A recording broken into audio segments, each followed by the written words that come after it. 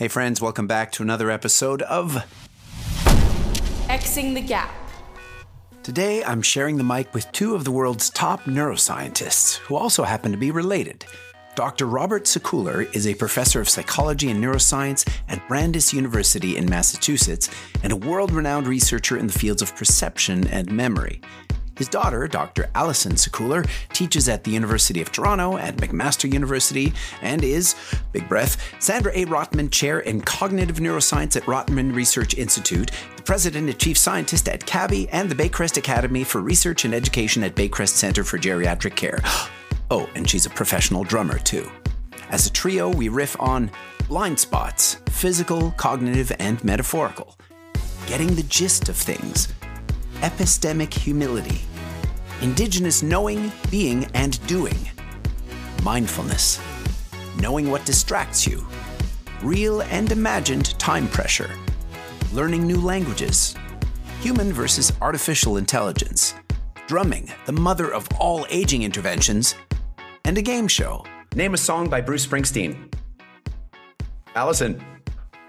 I'm telling you, I don't know any lyrics, but I have seen him in concert. Come on, like one song? American Girl or something like that. There's that's Tom Petty. Born in the USA. Born in the USA. Yeah, okay, I'll give you that one. Maybe a half point there. You get full points just for tuning in. Xing the Gap. Allison and Robert. Bob, welcome. Thank you. Great to be here. Thank you. Thanks. Glad to be here. I'll start with you, Allison. How do you describe yourself? What's your story in 30 seconds? 30 seconds. Or a minute. Okay, I'll try to be brief. I normally say I try to figure out how people see and understand the world around them and how we can help people age as well as possible. I don't think that was even 30 seconds. There you go. Wow, that was so short, but maybe you can fill it in a bit more. You were born in Massachusetts. You live in Toronto. I was born in Massachusetts, and I grew up near Chicago in Evanston. Did my undergraduate at Pomona College in Claremont, California, near Los Angeles, and did my PhD at Berkeley, and then moved to Toronto in 1990, and have also lived in Germany and London. So I'm from everywhere and nowhere, I think. So. And Robert, without boxing you into 30 seconds, then, how do you describe yourself? I do neuroscience. I try to understand the brain, and I try to understand how we are occasionally misled in believing our myths too much. And one of those myths, I think, is we have this societal perception that it's all downhill after middle age, where, that's where I sit right now, whether it's from a psychological, physiological, neurological perspective. And I assume that's something you both like to challenge in your work and through your research. So Allison, what improves with age? A lot improves with age. I think your knowledge of the world around you, your confidence, your understanding of who you are, all of those things definitely improve. Language abilities in terms of vocabulary, that improves with age. But interestingly, also, it's not the case that as you get older, your brain just starts to fall apart. And, it used to be thought that that's what happened, but now we know that new cells are being born in our brain throughout our entire lifetimes. And we also believe that the brain can really rewire itself under some circumstances to compensate for different losses. And that's actually results from a study that my father and I did together at the Rotman Research Institute years and years ago, among other results. And the other thing is that some of the work that we've done in my lab has shown that older people seem better able to sort of extract the gist of a scene. So they may not be able to see the fine details and the sort of the more narrow view of it, but they can sort of take in the big picture, right? The big picture. Yeah. Rick, if you don't mind, let me just jump in Please. And follow up on something important that Allison's said. I want to pick up on the idea of just.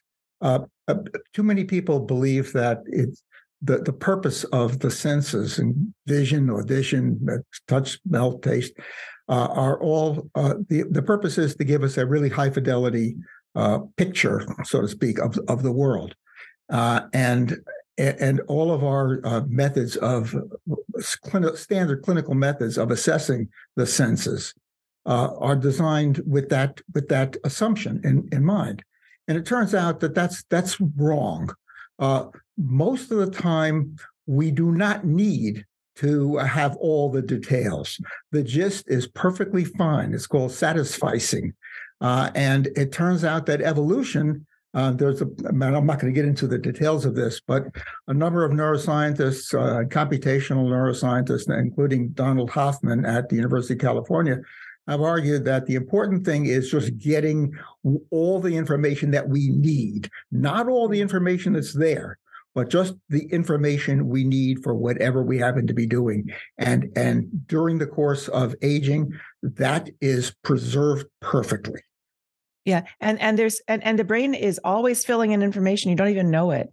So, each of your eyes has a collection of nerves that goes back out of the back of it called the optic nerve. You have a blind spot in both of your eyes. Most people go through their entire lives and do not know that because you don't notice it, because the brain's always filling in this information for you. Let me follow up on that. This is how it's going to go, is it? Yeah, absolutely. No.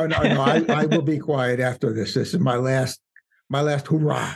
That will be a boring podcast then, Dad. So it turns out that we have more blind spots than Allison was referring to. For instance, the two anatomical blind spots that Allison was referring to, those are the best known ones. But in addition, we have blind spots that come about during conditions of low light. Under conditions of low light, the cells in the center of our eyes, in the center of our retinas, that are normally functioning like under light conditions like the ones we're operating under now, they are relatively quiet. And as a result of that, when it gets to be twilight, when it gets to be night, without the external illumination, we are blind in this very center of our vision, and remarkably, we don't know it. And in addition, of course, we have metaphorical blind spots, which I think are the most interesting ones. We think we know way more about the world and about ourselves than we actually do. And some of the courses I teach have an ideological perspective. I want to, if nothing else, I want to get the kids in my courses, to understand something that I call epistemic humility, a certain humility about your knowledge of the world. Humility. There's a saying about humility attributed to Chinese philosopher Confucius. Real knowledge is to know the extent of one's ignorance. Humility is also central to many indigenous cultures and is number one of the 7 grandfather teachings of the Anishinaabe peoples. In Western culture, humility usually doesn't even make the top 10. But I love the story of the Apollo 8 astronauts who, while orbiting the moon on December 24, 1968, saw the Earth rise for the first time. They took a photo, and that photo has become one of the most influential of all time. It gave rise to the modern environmental movement, and it gave us perspective on our planet. It reminded us how small, fragile, and connected we all are, and how little we know about the world. In other words, it gave us humility. Is that kind of what we mean by wisdom, this ability to perceive big picture patterns in history and culture and to recognize these things better than young people do? Is that part of what getting older and being wiser is? It's not guaranteed, but the fact that you have lifetime or half of a lifetime or 3/4 of a lifetime of experiences to draw on, so long as you have some traces, some gist of those experiences, then you can make better sense of the world, because the world doesn't change all that much. We like to think it changes from day to day, breaking news and that kind of stuff. But in fact, the world is pretty stable.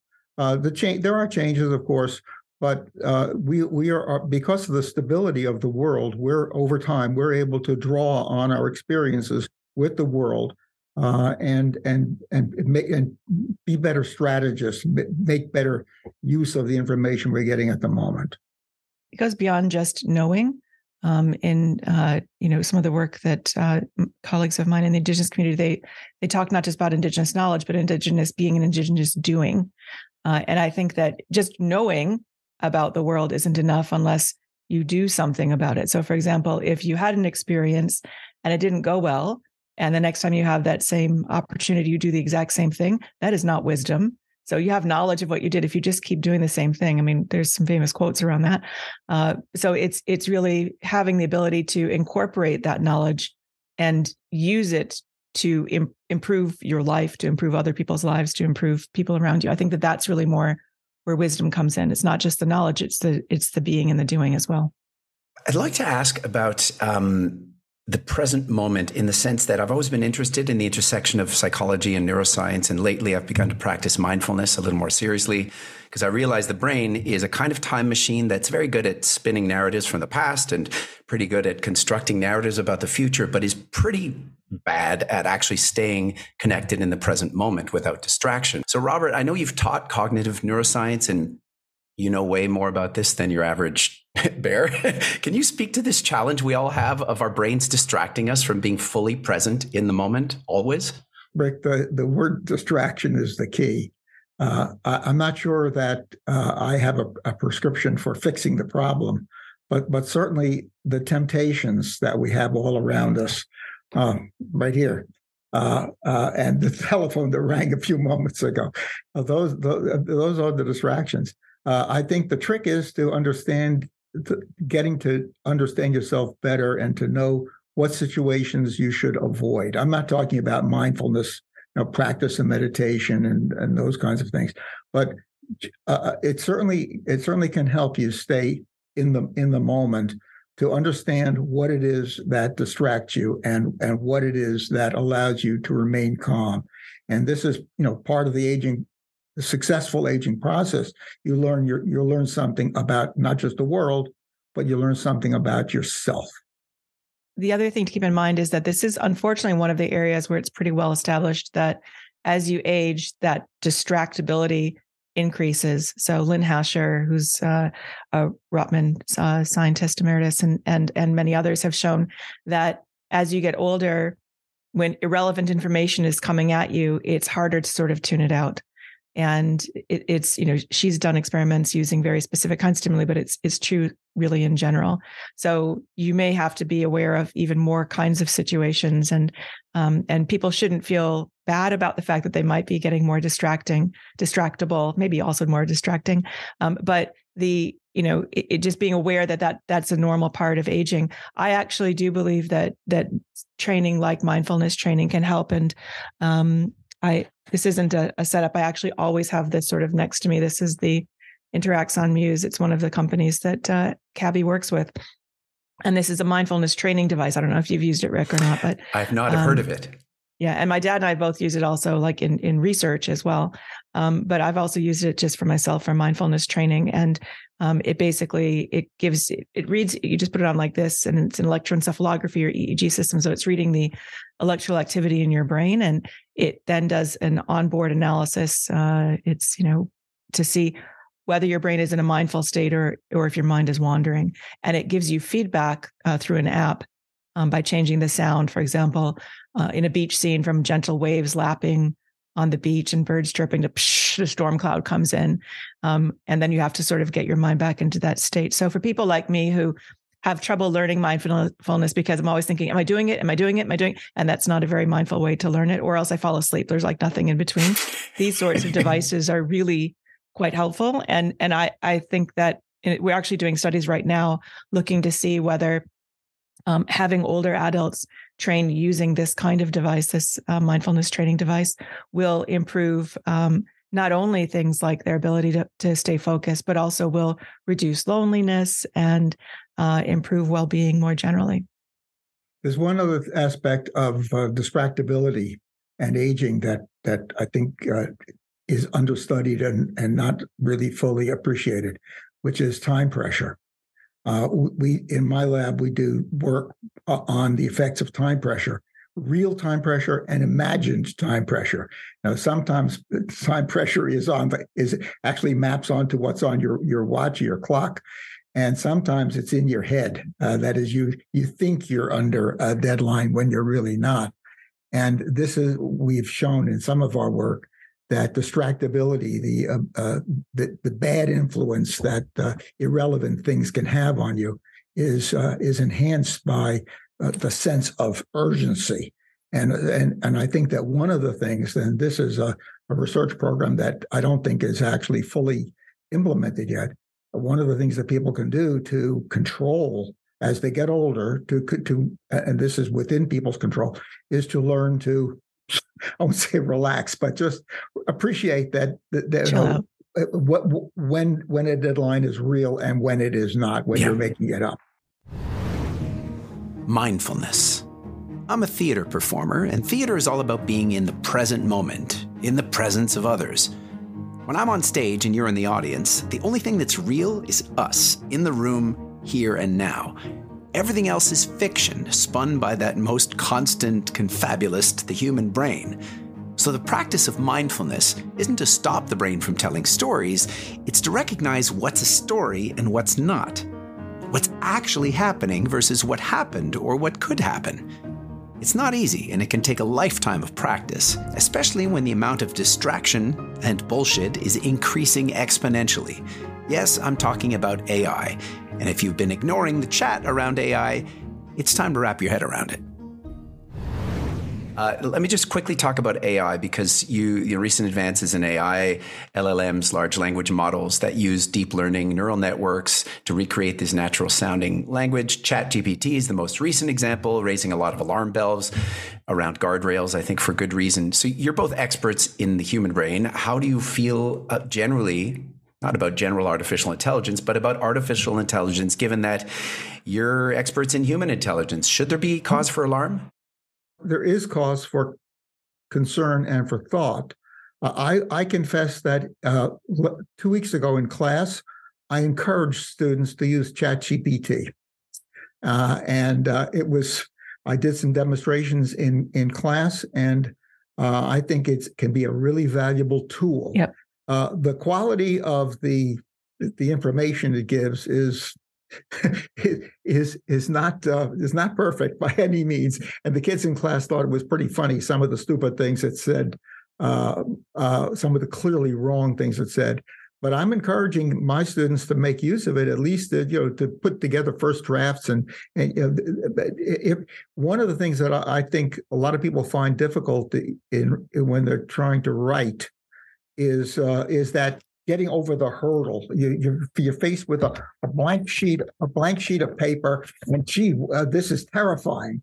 And ChatGPT can give you a little push over this, providing you don't take it all that seriously. If you, for instance, I asked it to help me find some articles that I might use that I hadn't thought of for my class that I'm teaching now at Brandeis, and it came back with 6 journal articles that sounded terrific.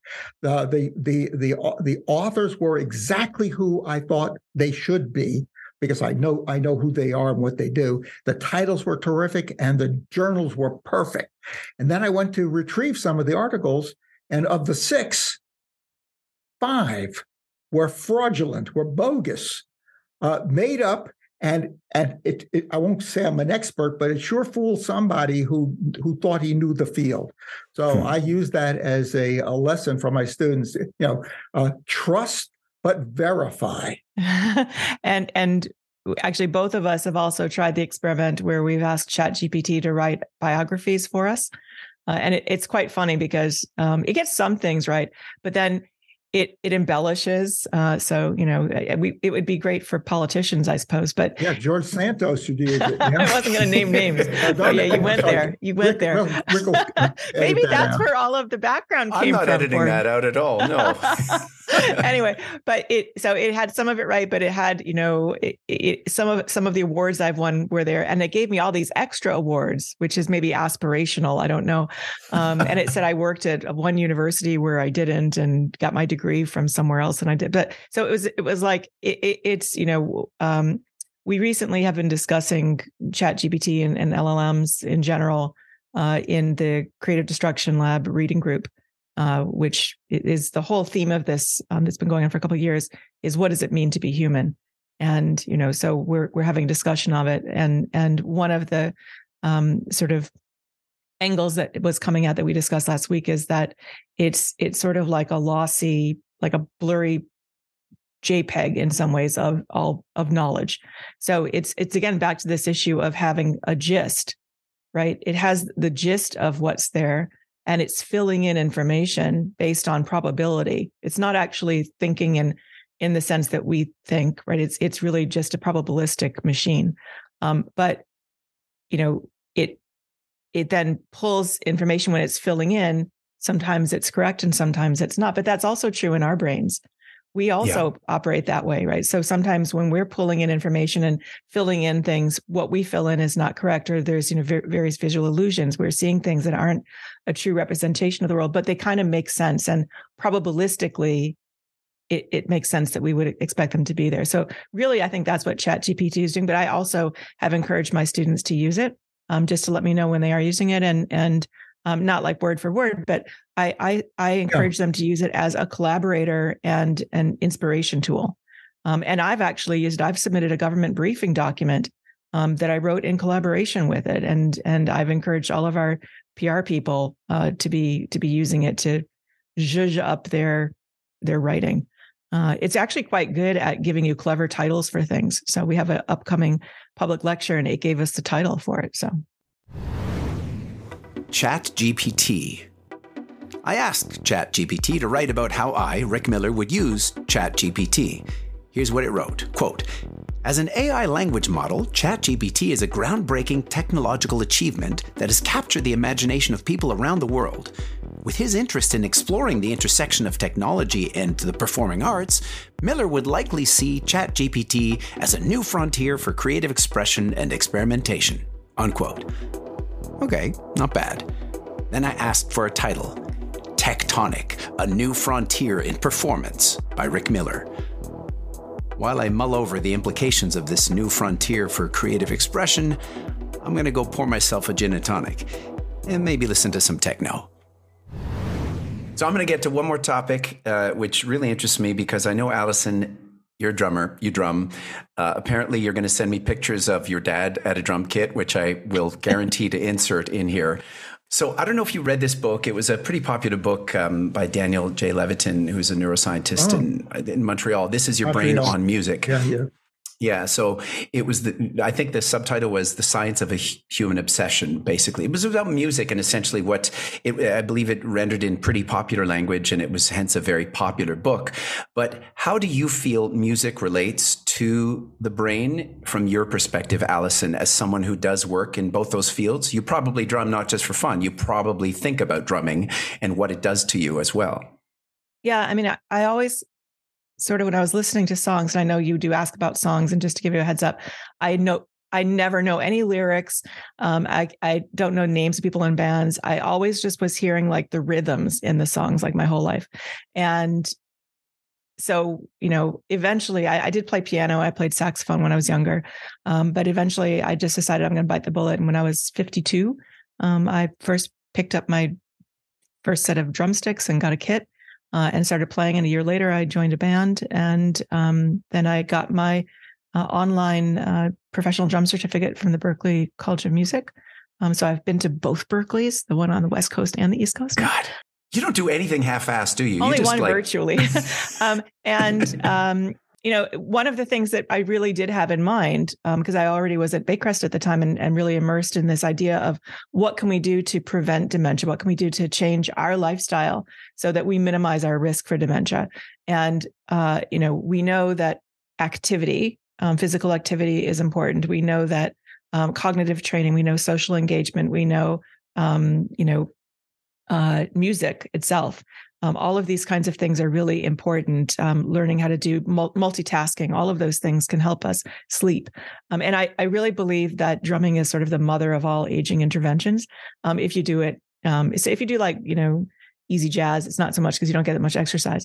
But if you're doing, things that are making you move, I can burn 1,000 calories in, an hour playing the drums. with certain kinds of music. And while you're doing it, especially if you're playing with a band, you've got social interaction. You're having to remember things because drummers often don't have music. It's hard to sort of be looking at a music while you're having to move all over. So you've got to memorize everything in advance, and you've got to be really practicing your attentional skills, because if the singer comes in at an incorrect time or someone takes more time on a solo, you have to really be aware of your surroundings. So this is this mindfulness element of it. And when you're playing a groove, there is that kind of mindfulness element to it.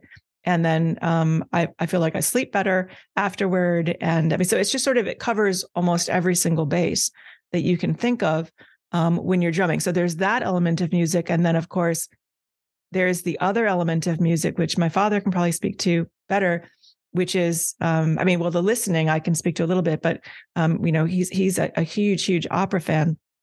And I mean, music also helps us in reminiscing. Music helps us in imagination. Music helps us it also helps us stretch our cognitive and sensory abilities, which is really, really critical. And it can take us to really happy places. And I think all of those things combined, whether you're playing or listening, music is just so critical for healthy aging, I think. I don't know, Dad, would you agree? I agree. All of those cognitive components, attention and listening and remembering are important. I would love to see somebody fund a serious study of all of the cognitive effects from just learning timing. Timing is so important. Timing, yeah. Timing and sequencing are both so important in almost everything we do. Yeah, and there's only one study I know of, and Dad, I think you sent it to me, that compares drumming versus voice versus some other instrument. Yeah. And it actually showed from an aging perspective that drumming had the most benefit. But yeah, to my dad's point, like this issue of timing is really critical. So if the granting agencies are listening, when I have an electric drum kit on my next grant statement, you'll know this is real. It's not just because I want to play during my lunch break. Musical training has an enormous value in as far as brain health is concerned, and people are just beginning to track that down. Yeah. All right. I think I'll use this as a terrible segue to the game show, because I think playing is also very important. Absolutely. Yeah. I am someone who tries to tap into youthful creativity in whatever I do. And I think playing games isn't just for games. It's actually interesting to bring our mind to places that are sometimes not so serious. So here we go. Game show.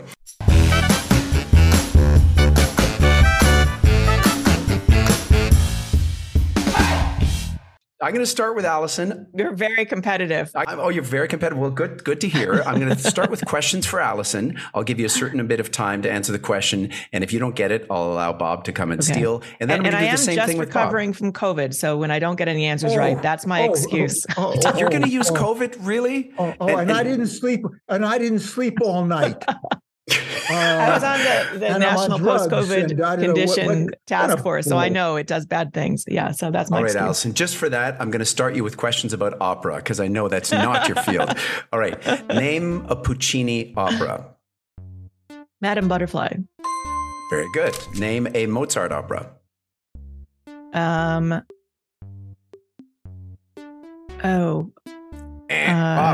Yeah. Zauberflaute.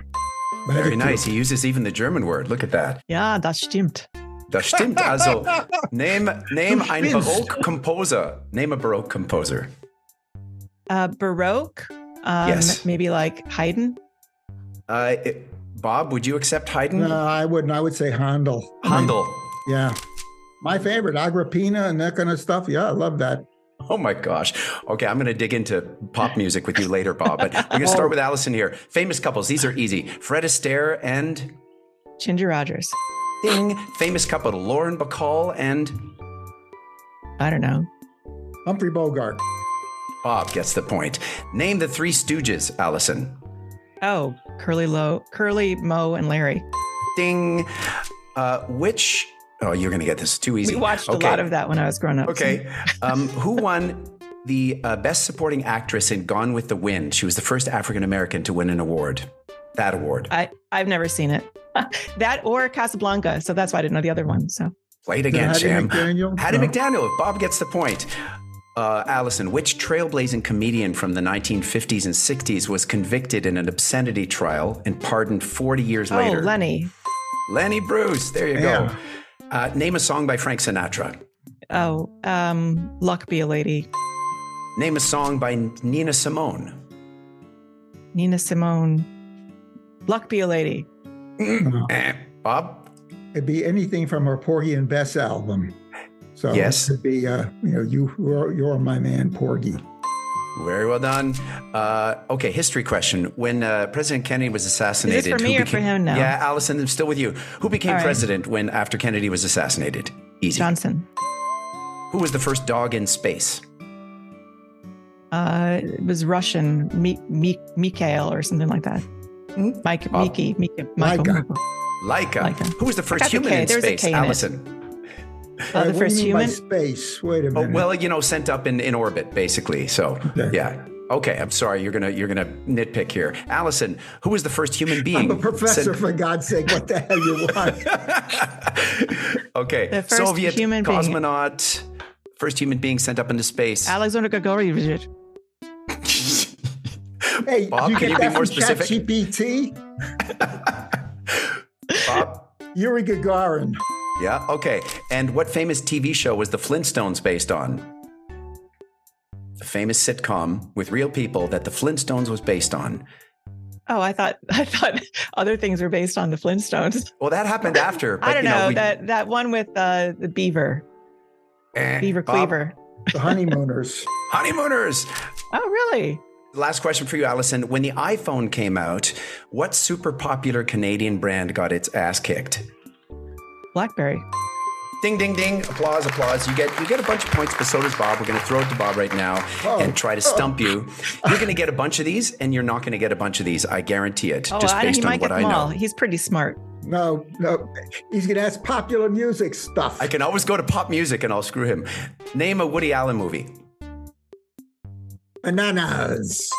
Name a movie starring Mel Gibson. Braveheart. What 1980s classic film featured an old karate guru and a lot of sand the floor, paint the fence? Is that The Karate Kid? Yeah, good. These are all easy, I know. Name a Disney princess. Snow White. Name a drummer.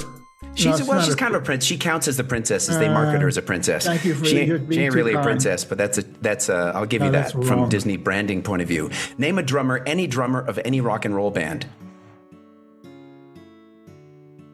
Allison. Ginger Baker. Ginger Baker, Cream. Name a song by Bruce Springsteen. Sorry. Allison. I'm telling you, I don't know any lyrics, but I have seen him in concert. Come on, like one song? American Girl or something like that. There's that's Tom Petty. Born in the USA. Born in the USA. Yeah, okay, I'll give you that one. Maybe a half point there. Okay, Bob, what celestial body was this song about? Bomb ba ba bomb ba bomb ba bomb bomb ba ba bomb ba ba bomb ba dang a dang dang a dig a dong ding. Blue moon. There you go, Allison. Which Apollo mission was the first to land a man on the moon? What number Apollo? 13? No, that was the Tom Hanks movie. It was Apollo 11. Oh, I should have given Allison. I was going to say 11. I'll give you that point. I was going to say 11. You were going to say 11. She was. I was going to say 11. Name a Canadian prime minister who's not a Trudeau, Bob. Mulroney. Which U.S. vice presidential candidate got mocked for seeing Russia from her house? Sarah Palin. Sarah Palin. Name a famous line from Shakespeare. The fault, dear Brutus, is not in our... No, that's wrong. This is the winter of our discontent. Now is the winter of our discontent. And Allison, if you know one too, I'll give you a point too. Do you know one? To be or not to be. There you go. That is the question. It was too plebeian for you, Dad. Yeah. Come on. Yeah. Don't be a snob around Shakespeare. God, Shakespeare would have hated that. On which game show could you say, I'd like to buy a vowel? Wheel of Fortune. Yes. In Happy Days, what was the Fonz's signature sound? Allison knows. Hey, Okay, I'll give that to Allison. Two more questions. Finish this phrase. I want my TV. Allison gets it. And Bob, this really will test your current status with young people. When something is lit, is that a good thing or a bad thing? It's a good thing. That's a good thing. And you've both done very well. That was 50%. That proves nothing.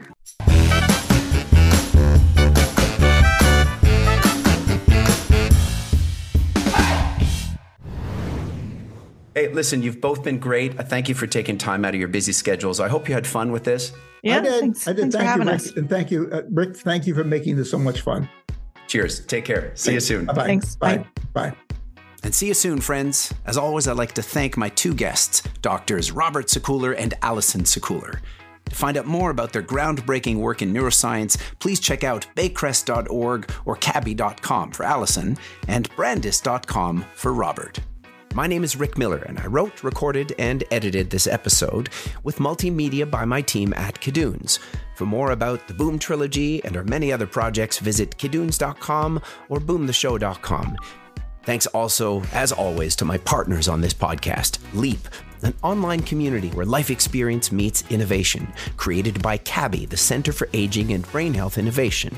For more info or to become a LEAP member, visit cabhi.com/leap. If you're on a podcast player, please follow us, write a review, tell someone about this or other episodes you liked. You can also send me any questions, comments, or feedback, Rick Miller Actor on Twitter or Instagram, or email rick@rickmiller.ca. And hey, in a polarized world, you have a choice. Build a wall or build a bridge. Build bridges, not walls. Xing the gap.